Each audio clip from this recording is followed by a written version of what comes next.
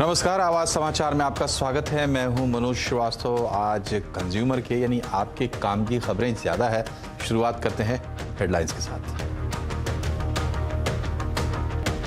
हवा में उड़ान, खतरे में जान। अब गो फर्स्ट की दिल्ली गुवाहाटी फ्लाइट की विंडशील्ड हवा में टूटी। टीजीसीए ने दिए जांच के आदेश। अब ट्रेन में दोबारा नहीं मिलेगा सीनियर सिटीजन खिलाड़ियों को किराए में छूट। रेल मंत्री का लोकसभा में जवाब, कहा अभी भी 50% तक सस्ता है टिकट। रेस्टोरेंट में सर्विस चार्ज पर फिलहाल कंज्यूमर को झटका। दिल्ली हाई कोर्ट ने सर्विस चार्ज खत्म करने वाली सरकार की गाइडलाइन पर लगाई रोक। एनआरएआई ने दी थी चुनौती। महंगाई और अग्निवीर पर संसद में महाभारत। तीसरे दिन भी विपक्ष के हंगामे की वजह से संसद ठप। सदन में जीएसटी वापस लो के लगे नारे। वीकली एक्सपायरी से पहले बाजार में शानदार तेजी। आईटी, मेटल, एफएमसीजी शेयरों में अच्छी खरीदारी। सेंसेक्स 630 और निफ्टी 180 पॉइंट चढ़कर बंद। श्रीलंका में रानिल विक्रमसिंघे बने नए राष्ट्रपति। 134 सांसदों ने चुना। सड़कों पर जनता का विरोध प्रदर्शन जारी। ब्रिटेन में प्रधानमंत्री की दौड़ में ऋषि सुनक सबसे आगे। 4 राउंड टॉप करने के बाद आज 5वें राउंड की वोटिंग में भी जीतने की उम्मीद, लेकिन आगे बड़ी चुनौती। और मारुति की एसयूवी ग्रैंड विटारा से उठा पर्दा। कीमत 9.5 लाख से होगी शुरू। सिर्फ 11,000 रुपए के टोकन अमाउंट में करा सकते हैं बुक।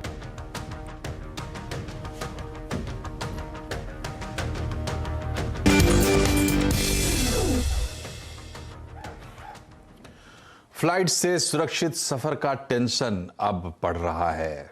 हवाई उड़ान के दौरान तकनीकी खराबी के मामले लगातार सामने आ रहे हैं और आज गो फर्स्ट की दिल्ली गुवाहाटी फ्लाइट की विंडशील्ड उड़ान के दौरान ही टूट गई। इसके बाद विमान को जयपुर डाइवर्ट किया गया।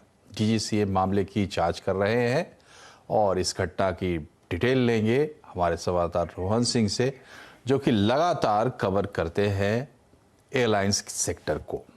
और हम इससे पहले भी खास कार्यक्रम भी कर चुके हैं, जब पिछले दिनों एक के बाद एक उड़ानों में खराबी की खबरें आ रही थी और उस पर डीजीसीए ने जांच के आदेश भी दिए थे। आज की जो घटना है उसमें गो फर्स्ट की फ्लाइट में खराबी आई है। इससे पहले जेट एयरवेज। तो एक के बाद एक कई फ्लाइट्स में, हालांकि कोई बड़ी घटना नहीं हुई है, लेकिन जिस तरह की घटनाएं सामने आ रही हैं वो सुरक्षा को लेकर गंभीर सवाल अपने आप में खड़े कर रही है। तो इस पर हम डिटेल लेते हैं। हमारे संवाददाता रोहन सिंह हमसे जुड़ चुके हैं। रोहन, बताएं ये क्या हो रहा है? जी, आज की जो घटना है वो दरअसल दिल्ली से गुवाहाटी की तरफ ये प्लेन जा रही थी। A320 प्लेन थी गो फर्स्ट की, जो कि जब उड़ान भरने के बाद पता चला कि जो उसका विंडशील्ड है वो क्रैक हो चुका था और ये बहुत ही गंभीर समस्या थी। जिसके बाद पहले जो कोशिश की गई कि पहले उसे वापस दिल्ली लाया जाए, लेकिन दिल्ली का जो वेदर था वो बहुत ख़राब था, बारिश हो रही थी, तो फिर अब से डाइवर्ट करके जयपुर लाया गया, जहाँ पर उसकी सेफ लैंडिंग कराई गई। लेकिन ये घटना चिंताजनक इसलिए है क्योंकि 2 दिनों में अगर आप देखें कि गो फर्स्ट की 3 फ्लाइट्स जो है उसमें तकनीकी दिक्कतें आई है। कल ही की अगर हम बात करें तो जो मुंबई लेह की एक फ्लाइट थी, उसके अलावा श्रीनगर की जो फ्लाइट थी, उन दोनों में ही दिक्कतें आई थी, जिसके बाद डीजीसीए ने इन दोनों को ही ग्राउंड कर दिया था। इस आज की जो घटना है इसके बाद भी जो डीजीसीए है उसने जांच के आदेश दिए हैं। लेकिन कुल मिला के गो फर्स्ट से जुड़ी एक के बाद एक कई घटनाएं हो रही हैं। कल ही डीजीसीए ने यह भी कहा था कि उन्होंने एक जो स्पॉट चेक किया था उसमें कई तरह की खामियां पाई थी पूरे तमाम अलग अलग एयरलाइंस में, और कहा था कि जो ऐसे लोग हैं, जो क्वालिफाइड लोग हैं, वही इंसिडेंट रिपोर्टिंग करें। इसके अलावा कई सारे और भी कदम उठाए जा रहे हैं। ज्योतिरादित्य सिंधिया ने कई सारे एयरलाइंस के साथ मीटिंग करी है। लेकिन कुल मिला के जिस तरीके से ये घटनाएं बढ़ती जा रही हैं वो सबके लिए बड़ा सवाल है। सरकार के लिए तो है ही, लेकिन पैसेंजर सुरक्षा को लेकर एक बहुत बड़ा सवाल जरूर उठ रहा है। जी, तो जाहिर सी बात है पीआर एक्सरसाइज की गुंजाइश इसमें बनती है और वो अच्छी बात है, लेकिन ठोस अगर कुछ नहीं होता है, ठोस कारण पता नहीं लगाए जाते, उन पर कार्रवाई नहीं होती है, तो दिक्कत होगी। और ये बताइए रोहन कि आज प्रधानमंत्री नरेंद्र मोदी के सामने ड्रोन वरुणा की एक तरीके से एक उनका एक्सपेरिमेंट वहां पर किया गया, उनको दिखाया गया प्रधानमंत्री के सामने, और ये इंसान को लेकर उड़ेगा ऐसा ड्रोन है। क्या डिटेल है? जी, जो एयर टैक्सी या एयर रिक्शा का जो कॉन्सेप्ट है, ये उसकी एक तरह से शुरुआत है। दरअसल आपको याद होगा कुछ दिन पहले प्रगति मैदान में एक ड्रोन शो हुआ था। जो तैयारी थी उस समय इसे करना था कि किस तरीके से जो ड्रोन है वो सिर्फ सामान की डिलीवरी नहीं करेंगे, वो इंसानों को भी एक जगह से दूसरी जगह ले जाके ले जाएंगे। तो आज उसका एक तरह से प्रदर्शन दोबारा से किया गया और ये एक सक्सेसफुल प्रदर्शन था, जहाँ पे ड्रोन में बिना किसी पायलट के एक व्यक्ति को बैठाया गया और उसको एक तरह से सक्सेसफुली टेस्ट किया गया। हम बताएं कि इसके अलावा जो डिफेंस है उसमें कई तरह के इस तरह के एक्सपेरिमेंट हो रहे हैं जो आने वाले दिनों में देखेंगे। फिलहाल इसकी इजाजत नहीं है, लेकिन डिफेंस में इसका इस्तेमाल आपको आने वाले दिनों में जरूर देखने को मिलेगा। और भारत की जो कोशिश है, चूंकि उन्होंने पूरा ड्रोन पॉलिसी लाई है और ड्रोन पॉलिसी में 500 किलोग्राम से ऊपर के ड्रोन को भी अनुमति दी गई है, तो एक तरह से रास्ता खुल गया है। अलग अलग कंपनियां, अलग अलग स्टार्टअप जो हैं वो ड्रोन टैक्सी बना सकती हैं। हालांकि इसके इस्तेमाल की फिलहाल इजाजत नहीं है, लेकिन एक्सपेरिमेंट के रूप में इसे किया जा सका है। और आज हमने देखने को मिला कि जिस तरीके से प्रधानमंत्री के सामने एक सक्सेसफुल प्रदर्शन किया गया, इसके बाद एक के बाद एक तरह के कई सारे प्लानिंग की जा रही है, अलग अलग कंपनियां कर रही हैं। और आने वाले दिनों हम देखेंगे कि जो ड्रोन टैक्सी है या एक जगह से दूसरी जगह ट्रांसपोर्ट बिना किसी पायलट के आपको ड्रोन के जरिए किया जा सकेगा, वो एक रियलिटी बनती दिखेगी। और वही आज हमें ये पीएम के सामने एक प्रदर्शित किया गया। बहुत बहुत शुक्रिया आपका रोहन, दोनों खबरों पर अपडेट देने के लिए। एक खबर तो खैर चिंता बढ़ाने वाली है, लेकिन दूसरी खबर अच्छी ये है कि ड्रोन टैक्सी की तरफ देश कदम बढ़ा रहा है। अगली खबर ये भी कंज्यूमर से जुड़ी हुई। सर्विस चार्ज के मामले में कंज्यूमर और सरकार दोनों को झटका लगा है। दिल्ली हाई कोर्ट ने national restaurant association of India की याचिका पर सुनवाई के पहले ही दिन नई गाइडलाइंस पर रोक लगा दी है। डिटेल लेते हैं असीम मनचंदा से। असीम, बताएं एनआरए ने क्या गुहार लगाई थी और क्या तर्क दिए थे कि कोर्ट ने रोक लगा दी? देखिए, 4 जुलाई को सीसीपीए ने गाइडलाइन जारी करके सर्विस चार्ज वसूलने पर रोक लगा दी थी। सीसीपीए ने अपने गाइडलाइंस में कहा था कि जो सर्विस चार्ज है, ना ही वो डिफॉल्ट तौर पर लिया जाएगा, ना ही वो ऑटोमेटिकली बिल के अंदर जोड़ा जाएगा। तो सीसीपीए की इस गाइडलाइंस को नेशनल रेस्टोरेंट एसोसिएशन ने दिल्ली हाई कोर्ट के अंदर चुनौती जो है वो दी थी। जो एसोसिएशन है उसकी ये दलील थी कि जो सर्विस चार्ज है वो जो ग्राहक है और मैनेजमेंट के बीच में कॉन्ट्रैक्ट का मामला है, ये किसी भी तरह से अनफेयर ट्रेड प्रैक्टिस जो है वो नहीं है। जो सरकार इसकी गाइडलाइंस लेकर के आई है वो किसी भी तरह से कानून संगत जो है वो नहीं है, तो इसके ऊपर तुरंत रोक जो है वो लगनी चाहिए। और खासतौर पर दूसरे देशों में सर्विस चार्ज जो है वसूला जाता है, 8 से लेकर के 12% दूसरे देशों में वसूला जाता है और ये काफी लंबे समय से वसूला जा रहा है। आज दिल्ली हाईकोर्ट इस पूरे मामले की सुनवाई की। दिल्ली हाईकोर्ट ने कहा कि कहीं से भी हमें नहीं लगता है कि अनफेयर ट्रेड प्रैक्टिस का मामला है। हालांकि इस पूरे मामले की सुनवाई जो है दिल्ली हाईकोर्ट जो है करेगा, लेकिन दिल्ली हाईकोर्ट ने रोक जो है वो लगा दिया। दिल्ली हाईकोर्ट ने अपने आदेश में कहा कि कोई भी ग्राहक अगर रेस्टोरेंट में एंटर करता है तो उसको बड़े बड़े शब्दों में आपको बताना पड़ेगा कि हम यहाँ सर्विस चार्ज वसूलते हैं। और उस पूरे मामले की सुनवाई अब 25 नवंबर को होगी। तब तक रेस्टोरेंट के लिए राहत है, रेस्टोरेंट पहले की तरह अपना सर्विस चार्ज वसूलना जो है जारी रख सकते हैं। बहुत बहुत शुक्रिया आपका रोहन।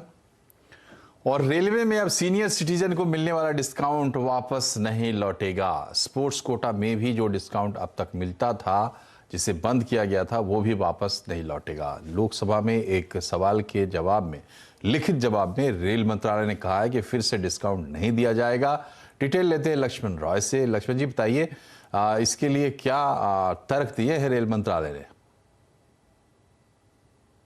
बिल्कुल, पहली बात तो जिन लोगों को इस बात का इंतज़ार था कि रेलवे में वापस से किराए में छूट बहाल हो जाएगी, चाहे बुजुर्ग हो, चाहे स्पोर्ट्स पर्सन हो, खिलाड़ी हो, फिर दूसरे लोग हों जिनको अब नहीं मिलती है, तो वो आप अपना इंतज़ार अब बंद कर दीजिए। क्योंकि रेलवे ने साफ तौर से कह दिया कि हम अब दोबारा वो रेलवे किराए में छूट बहाल नहीं करने वाले हैं। लोकसभा में एक सवाल के जवाब में रेल मंत्री ने ये कहा है कि अब डिज़ायरेबल नहीं है, यानी अब इसकी ज़रूरत नहीं है या फिर अब ऐसा करना सही नहीं होगा। इसके पीछे 3-4 दलीलें दी गई हैं। पहली बात दलील तो ये दी गई है कि बगैर छूट के जो भी किराया अभी हम वसूल रहे हैं, जिसको हम कहते हैं पूरा किराया दे रहे हैं, उस पर भी 50% सरकार वहन करती है। यानी पैसेंजर पूरा किराया देती है, उसके बावजूद बावजूद किराए की लागत जो है नहीं निकल पाती है। 50% लागत तो सरकार देती है। दूसरी दलील ये दी गई है कि 19-20 के दौरान खुद बुजुर्गों ने 22,62,000 बुजुर्गों ने कहा था कि हम अपनी सब्सिडी छोड़ना चाहते हैं, तो वो सब्सिडी छोड़ने को तैयार ही थे। तीसरी बात ये दलील दी गई है कि दरअसल जो हम बुजुर्गों को किराया देते थे, में छूट देते थे, इससे रेवेन्यू का काफ़ी ज़्यादा नुकसान होता था। जो आंकड़ा दिया गया है वह 2019-20 में 1667 करोड़ यानी 1,667 करोड़ रुपए राजस्व का नुकसान होना पड़ा इस बुजुर्गों को सिर्फ किराए में छूट देने की वजह से। 2018-19 में 1,636 करोड़ रुपया का राजस्व नुकसान हुआ। लेकिन इससे बड़ी बात, एक महत्वपूर्ण बात गौर करने वाली है वो ये कि पिछले 3 साल में बुजुर्ग जो पैसेंजर हैं उनकी संख्या में अच्छी खासी गिरावट आई है। 2019-20 में 6.18 करोड़ पैसेंजर थे जो बुजुर्ग थे, 2020-21 में घट करके मुश्किल से 1,90,00,000 तक पहुंच गया। हालांकि ये कोविड की वजह से हुआ होगा, लेकिन 21-22 में 5,55,00,000 हुआ। इसको भी देखें, इस आंकड़े को भी देखें, तब भी हमको लगता है कि बुजुर्ग रेल यात्रियों की संख्या में काफ़ी ज़्यादा गिरावट आई है और सरकार ने साफ कह दिया है कि हम रियायत दोबारा बहाल नहीं करेंगे। बहुत बहुत शुक्रिया लक्ष्मण जी। और बढ़ते हैं, संसद का मॉनसून सत्र चल रहा है, तीसरा दिन था और आज भी हंगामा ही हंगामा। राज्यसभा की कार्रवाई कल तक के लिए स्थगित कर दी गई, जबकि लोकसभा में कार्रवाई 4 बजे तक के लिए स्थगित कर दी पड़ी थी। राज्यसभा में सरकार के नेता पीयूष गोयल ने विपक्ष को आड़े हाथ लेते हुए कहा कि वो संसद की कार्रवाई नहीं चलने देने को अपनी सफलता मानते हैं। ऐसे में विपक्ष की मंशा जाहिर है। सरकार पूरी तरीके से तैयार है।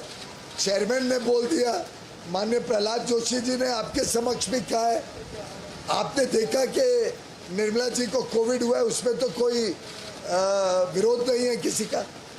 और जयराम जी के ट्वीट ने स्पष्ट कर दिया कि ये जो स्पर्धा है विपक्ष के बीच में कि कौन श्रेय लेगा और कौन हाउस डिस्टर्ब करेगा, मैं समझता हूं उनको ये भूल है, उनकी एक गलत फहमी है कि हाउस डिस्टर्ब करने से जनता बड़ी प्रसन्न होती है।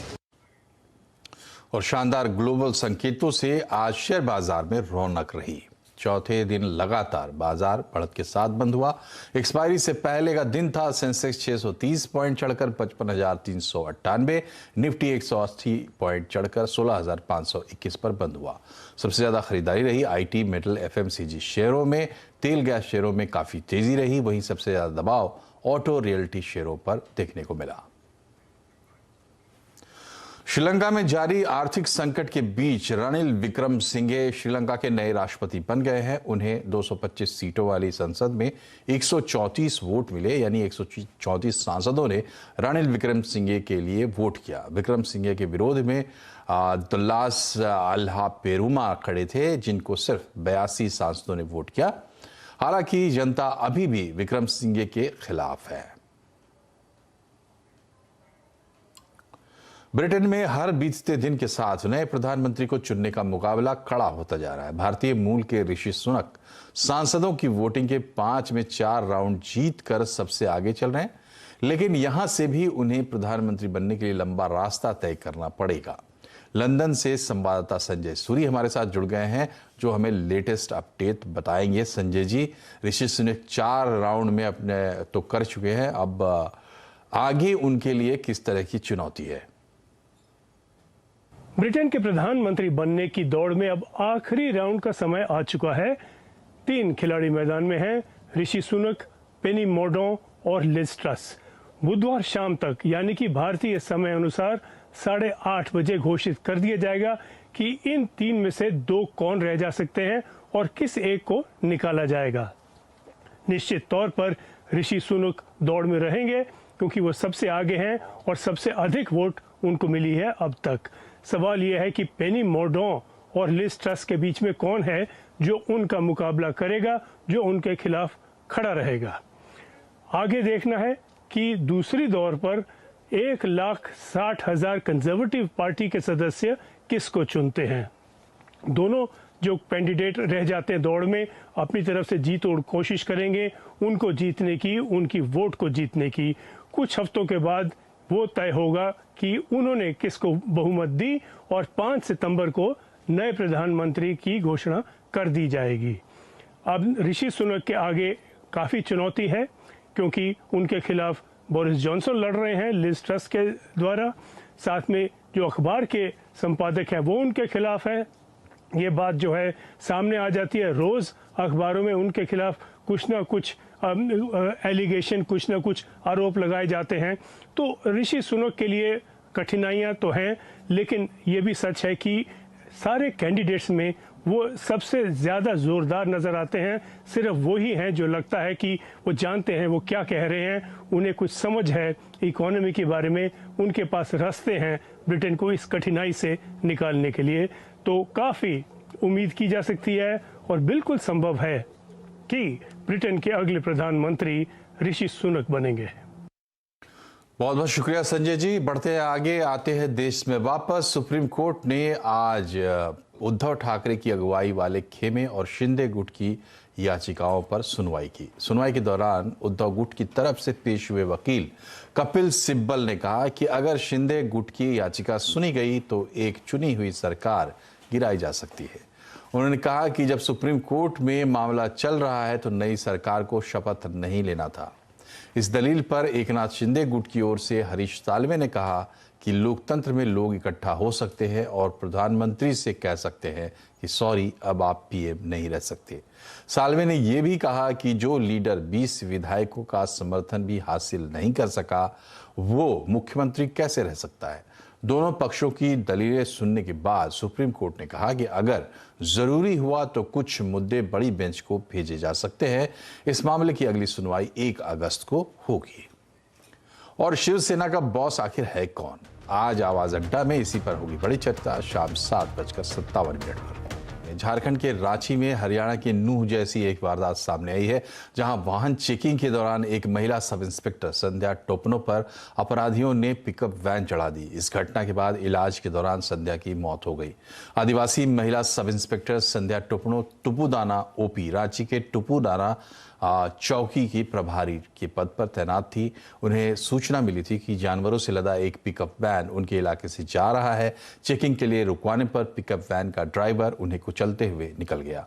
घटना के बाद पुलिस ने पिकअप वैन का पीछा किया और वैन आगे जाकर पलट गई। पुलिस ने ड्राइवर समेत 2 लोगों को गिरफ्तार कर लिया है। सिद्धू मूसेवाला की हत्या में शामिल 2 आरोपियों को पुलिस ने आज एनकाउंटर में मार गिराया है। 3 पुलिसकर्मियों को भी इसमें गोली लगी है। यह एनकाउंटर पंजाब के अमृतसर में अटारी के पास हुआ, अटारी बॉर्डर के पास हुआ। ये पाकिस्तान से बिल्कुल लगा हुआ इलाका है। पंजाब पुलिस गुप्त सूचना पर सर्च ऑपरेशन के लिए गई थी। इस दौरान दोनों तरफ से फायरिंग हो गई। उत्तर प्रदेश में इन दिनों सरकारी विभागों में हुए तबादलों को लेकर बवाल मचा हुआ है। इस बवाल के बीच योगी सरकार के 3 मंत्री नाराज बताए जा रहे हैं। इसमें डिप्टी सीएम ब्रजेश पाठक, जितेंद्र प्रसाद और दिनेश खटीक के नाम शामिल हैं। डिप्टी सीएम ब्रजेश पाठक ने स्वास्थ्य मंत्रालय में हुए तबादलों पर सवाल खड़ा किए हैं। वहीं जितेंद्र प्रसाद ने पीडब्ल्यूडी विभाग में ट्रांसफर पर सीएम योगी से जांच की बात कही और जांच बैठा दी गई है। जल शक्ति मंत्रालय में भी तबादलों को लेकर खींचतान चल रही। इसके बाद जल शक्ति राज्य मंत्री दिनेश खटीक के इस्तीफे की चर्चा है। बताया जा रहा है कि खटीक ने अमित शाह को चिट्ठी लिखकर अपनी नाराजगी जाहिर की है। तबादलों पर मचे बवाल के बीच मंत्रिपरिषद की बैठक में सीएम योगी ने मंत्रियों को नसीहत देते हुए कहा कि अपने स्टाफ पर आंख मूंद कर भरोसा ना करें, फाइलों पर जल्दबाजी में दस्तखत ना करें। पैक्ड मसालों के बाजार में इमामी ने आज मंत्रा नाम से अपना ब्रांड लॉन्च किया है। मंत्रा मसाला ब्रांड के तहत इमामी ने गरम मसाला, धनिया पाउडर, चाट मसाला समेत ढेरों वैरायटी लॉन्च की है। इन मसालों की खासियत यह है कि इन्हें पीसने में क्रेयो टेक्नोलॉजी का इस्तेमाल किया गया है, जिसमें ग्राइंडिंग के दौरान नेचुरल ऑयल 95% तक बरकरार रहते हैं। साथ ही प्राकृतिक स्वाद, सुगंध और रंगत भी नहीं जाती। कंपनी को मसालों के इस नए कारोबार से अगले 5 साल में 700 से 1000 करोड़ रेवेन्यू की उम्मीद है। मसालों की पैकिंग और ग्राइंडिंग -35 to -50 डिग्रीज टेम्परेचर में करते हैं एंड उसके कारण मसालों की रिटेंटिविटी, मसालों में जो टेस्ट है, अरोमा है और फ्लेवर है वो बरकरार रहता है और बहुत ज़्यादा दिन रहता है। इसके अलावा हमने मसालों में एक जिपलॉक बैग भी रखा हुआ है, जिससे मसालों की रिटेंशन जो है, जो हम खोल के रख देते हैं फ्रिज में, वो BIB के ये अपना जिपलॉक बैग के दौरान फ्रेशनेस और भी दिन बरकरार रहता है। तो ये हमारे USPs है। हम ये सब टेक्नोलॉजी और ये सब नए प्रोडक्ट्स सेम प्राइस पे लेके आ रहे हैं जो मार्केट में बाकी साधारण मसाले अवेलेबल है। रिलायंस इंडस्ट्रीज ने क्रिकेट के साथ अपना रिश्ता और मजबूत करते हुए साउथ अफ्रीका में शुरू होने वाली T20 क्रिकेट लीग में टीम खरीदने का फैसला किया है। केप टाउन में नई टीम मुंबई इंडियन के ब्रांड को आगे बढ़ाएगी। आपको बता दें कि RIL UAE में चलने वाली इंटरनेशनल T20 लीग में भी टीम खरीद चुका है। इस मौके पर रिलायंस इंडस्ट्रीज की डायरेक्टर नीता अंबानी ने कहा है कि उन्हें रिलायंस परिवार में नई टीम का स्वागत करते हुए बहुत खुशी हो रही है। उन्होंने कहा कि मुंबई इंडियंस के शानदार क्रिकेट ब्रांड को साउथ अफ्रीका ले जाने पर वो काफ़ी उत्साहित है। वहीं रिलायंस जियो के चेयरमैन आकाश अंबानी ने कहा है कि साउथ अफ्रीका में फ्रेंचाइजी लेने के साथ ही अब RIL के पास 3 देशों में 3 टीमें हो जाएंगी। उन्होंने कहा कि ब्रांड मुंबई इंडियंस के जरिए वो क्रिकेट में कंपनी के अनुभव और एक्सपर्टीज को नई टीमों तक ले जाएंगे, जिससे दर्शकों को बेहतरीन क्रिकेट देखने को मिलेगी।